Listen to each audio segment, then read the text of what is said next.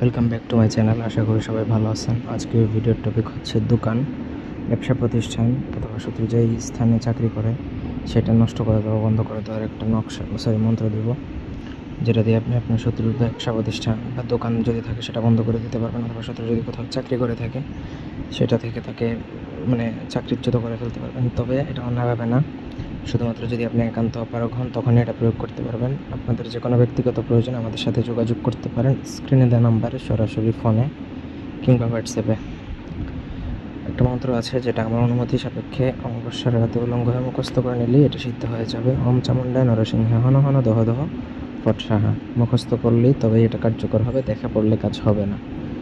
এটা প্রয়োগ করার জন্য আপনাকে মাদার গাছের হলুদ পাতার মধ্যে এই মন্ত্রটা আপনাকে লিখতে হবে। একবারই লিখবেন হচ্ছে গুরুজন কালী দ্বারা। লেখা শেষে নিচে আপনার শত্রুর নাম, সে ছেলে হলে তার পিতার নাম উল্লেখ করবেন, মেয়ে হলে তার মাতার নাম উল্লেখ করবেন।